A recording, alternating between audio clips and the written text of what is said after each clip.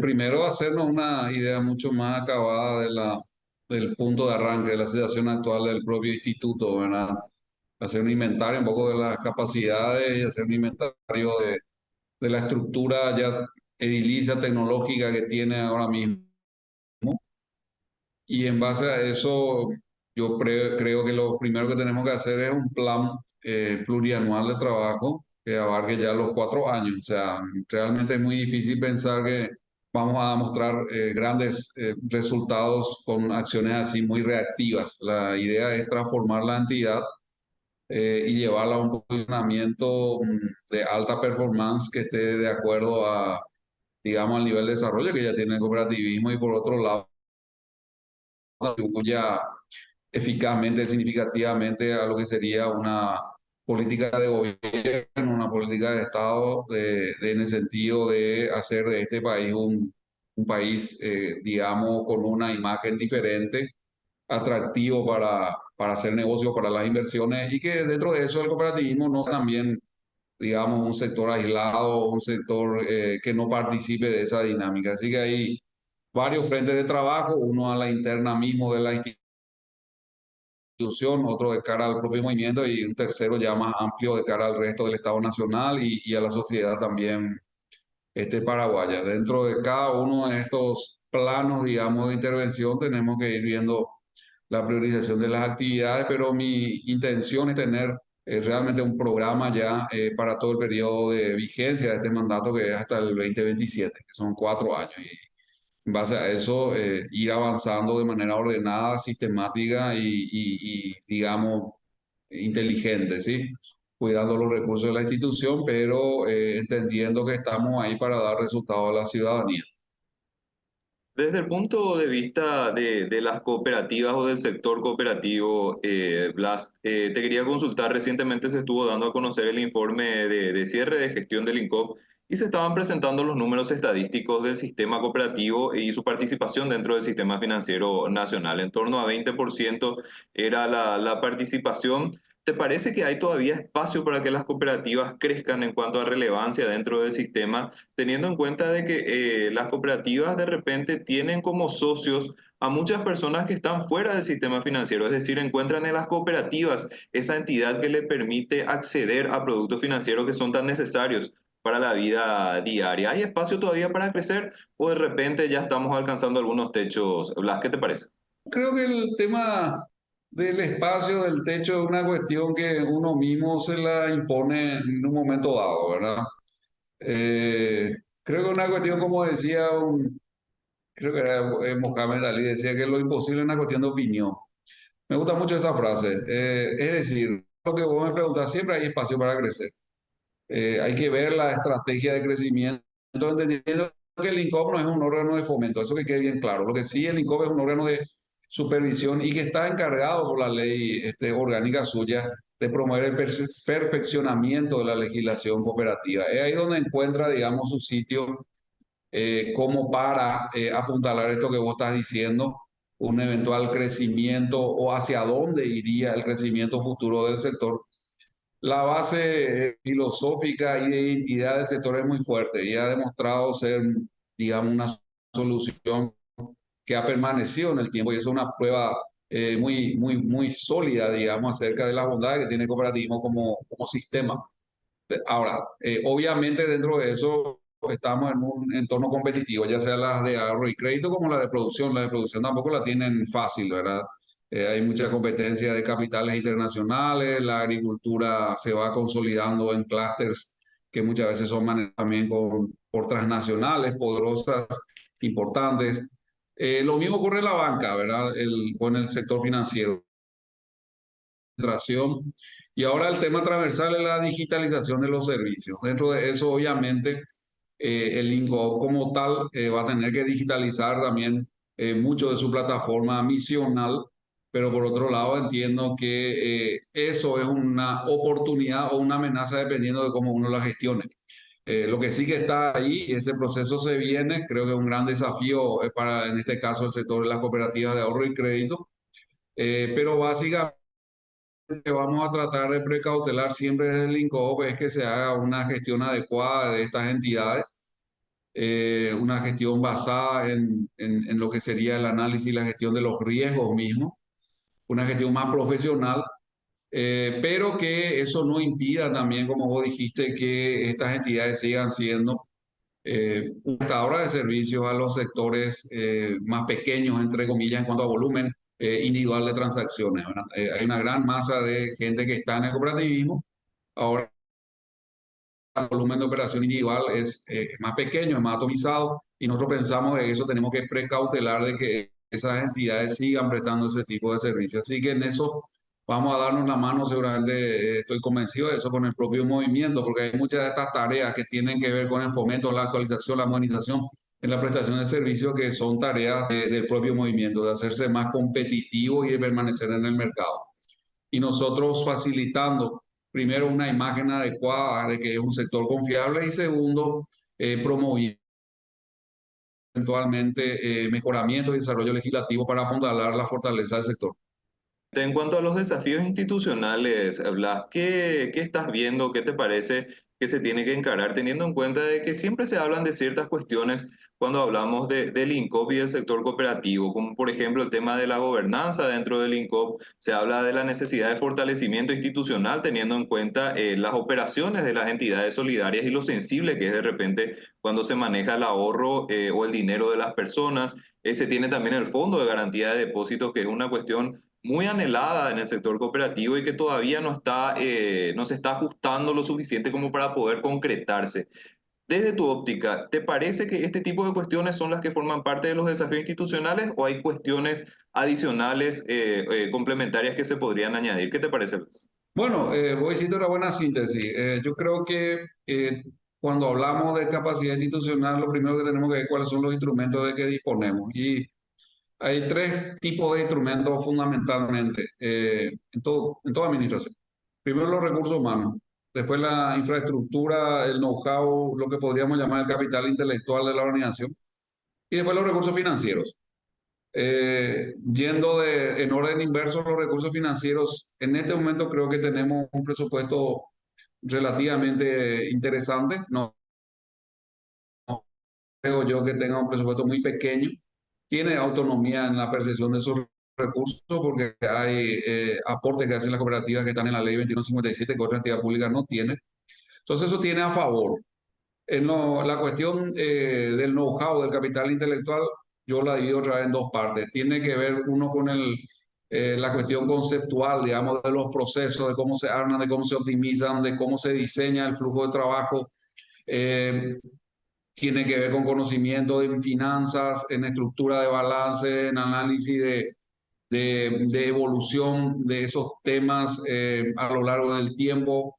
Eh, y la otra punta, digamos, es ya el hardware, todo lo que soporta la capacidad de una persona para producir un determinado resultado, que vendrían a ser todos los elementos físicos que tenés que tener también para llegar a cabo. Y eso se subdividió otra vez entre las plataformas tecnológicas y las logísticas. O sea, todo eso tiene que estar, digamos, bien alineado. Obviamente, la primera etapa es hacer un inventario, una puesta a punto de cómo está el nivel de arranque, digamos, y eso, y a partir de ahí proyectar en el 27, cuando nos toque entregar la gestión, cómo visualizamos que queremos entregar la organización, la administración. El primer punto y el último frente son las personas. Dentro de las personas tenemos la conducción y tenemos la operativa.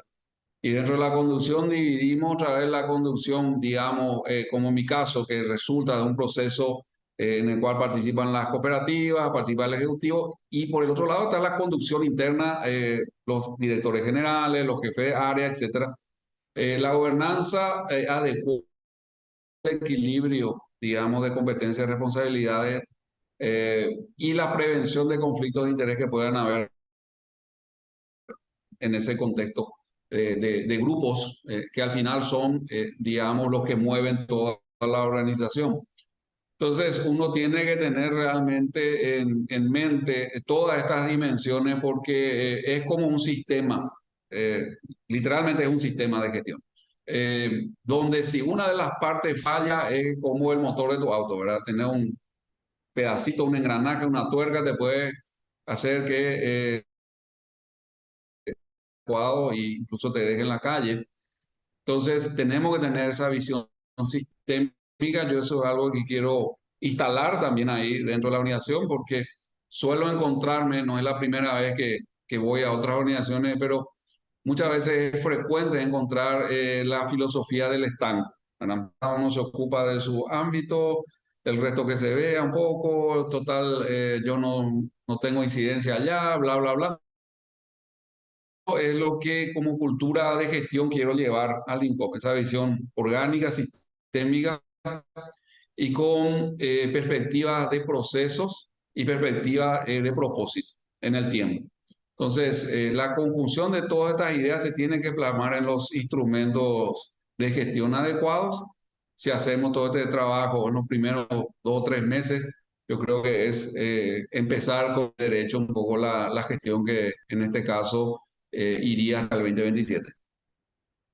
Esas cuestiones de trabajo armónico, por decirlo de alguna manera, Blas, incluyen también el trabajo, los mecanismos de trabajo con otras instituciones como el Banco Central del Paraguay u otras entidades dentro del Poder Ejecutivo que también, en cierto modo, están ligados a lo que es el quehacer del sistema cooperativo. Por más de que el INCOP sea el supervisor y regulador específico del sistema cooperativo, el sistema financiero también tiene otros actores y lo ideal sería trabajar de forma coordinada.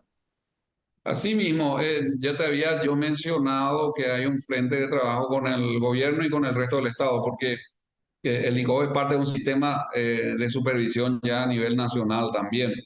Y la imagen país se construye desde todos los sectores, ¿verdad? No podemos tener informes de monitoreo del Gafilat o de las donde aparezca un párrafo donde habla de debilidades en tal o cual sector. Eso tenemos que ser muy conscientes, que nosotros tenemos que acompañar todo esto en el interés nacional y para eso tenemos que posicionar nuestra entidad con el nivel de suficiencia, credibilidad, confiabilidad y transparencia que sea requerido. Primero, para ser un contraparte válido y segundo, para contribuir a la imagen de confianza que queremos contribuir, que tenga nuestro país de cara ya a los internacionales. Blas, para el año 2024 el panorama económico en líneas generales es bastante alentador, al menos las perspectivas hablan de un año de crecimiento económico, de baja inflación, las tasas de interés también van a estar yendo hacia niveles más neutrales y en el escenario, en el panorama general, salvo que ocurra alguna cuestión en específico, el año 2024 en materia económica va a ser favorable para Paraguay. Esto se transmite también en cierto modo al sistema cooperativo y forma parte de las expectativas de dinámica del sistema cooperativo para el año 2024 o hay algún tipo de factor, elemento interno que podría ser una suerte de contrapeso? ¿Qué te parece que se puede esperar para el año 2024, Blas? Bueno, siempre que decimos los economistas hacemos pronósticos positivos, después la realidad se encarga de medio relativizar el optimismo de nuestros pronósticos, ¿verdad? El año 2024 yo creo que realmente a nivel global, a nivel internacional, viene muy complejo. Eh, Aquí regionalmente tenemos otro nivel de complejidad, globalmente, mundialmente, nuestra inserción en ciertos mercados y nuestras relaciones también comerciales, porque este es un país exportador, basa su crecimiento en la capacidad exportadora, que se va diversificando, se va ampliando, pero vivimos del comercio internacional. El comercio internacional, sabes muy bien que cuando hay, en este caso, conflictos bélicos, nosotros esperábamos que se esté enfriando lo de Ucrania, se abre otro polo bastante más complicado en el medio, que tiene otros elementos enteramente de difícil previsión. Eh, eh, y a nivel regional también tenemos, digamos, cambios importantes en Argentina, vamos a ver también en otros países de la región. Y a nivel local tenemos nuestros propios procesos que sí están bajo nuestro control. Dentro de eso y entendiendo esos niveles de riesgo que enfrentamos y de incertidumbre importante, eso es lo que nos obliga a nosotros aquí adentro, es a no distraernos ni a digamos, dormirnos sobre los laureles y posponer ciertas cosas que tenemos sí o sí que encarar ya de una manera bien clara, porque tenemos que aprovechar este envión, estos buenos años. Salimos ahora de 3 años, ya, por ejemplo, en el Chaco, de 3 años de sequía más o menos intensa en la región oriental. También tenemos 3 años de lluvia con un pico de déficit en el 2022. Así que venimos un poquito en una recuperación desde el año pasado. Este año todavía no se, este exceso de lluvia también es un problema. Vamos a ver cómo cierra todo. Pero posicionado en ese sentido, macroeconómicamente, con muchas fortalezas, creo yo, asentada firmemente. Pero te digo, no podemos dormirnos sobre expectativa de que la economía va a mejorar y que todo va a ir bien, sino que tenemos todos estos desafíos y a la interna de nuestro país tenemos también nuestros propios desafíos que tienen que ver con formalizar mucho más nuestro país. Yo creo que un gran tema que arrastramos es la informalidad y dentro de eso el cooperativismo tiene que ser un agente activo de cambio y tenemos que tener estos mecanismos de protección que vos decías para darle confianza y tranquilidad a la gente como fondo de garantía o una central de riesgo realmente potente y un sistema de supervisión remota por alertas financieras también bien sólido. Eso es lo que nos proponemos avanzar ya en el 2024 para lo que queda, digamos, de todo este ambiente de tanta incertidumbre bajo nuestro control. No pospongamos esas actividades y no esperemos digamos, a ver qué pasa, porque realmente tenemos que aprovechar este buen momento para dotarnos de esta institucionalidad más fuerte, porque no son fáciles los desafíos que se nos vienen en este sentido ya como país a nivel internacional, y no solo para el Paraguay, sino todo el país, todo el mundo está bastante más convulsionado. Si uno mira el 2018 y ahora mira el 2024, en 5 años, el optimismo que teníamos todos con relación a la gobernanza global está totalmente cambiado. Blas, una última. El gobierno nacional estuvo avanzando en diferentes procesos de reformas dentro de nuestro país y se lograron objetivos como una superintendencia de pensiones, que era una cuestión de hace mucho tiempo, ¿verdad? Que no se estaba pudiendo concretar. Y tal vez dentro del sector cooperativo, ya estabas mencionando y también ya lo hablamos dentro del programa, el Fondo de Garantía de Depósitos tal vez sea un objetivo que ya está hace mucho, pero que no se puede concretar. ¿Qué te parece que se puede hacer con ese objetivo, Blas? ¿Te parece un objetivo, una meta factible? ¿Y qué podría hacer el Instituto Nacional de Cooperativismo para poder conseguir esto que hace mucho se busca dentro del segmento? Primero, en una primera etapa, yo creo que no hay que desdeñar la posibilidad de que se estructuren estos fondos de protección de manera privada. Hay países en los cuales los esquemas de protección, digamos, entre organizaciones del mismo sector,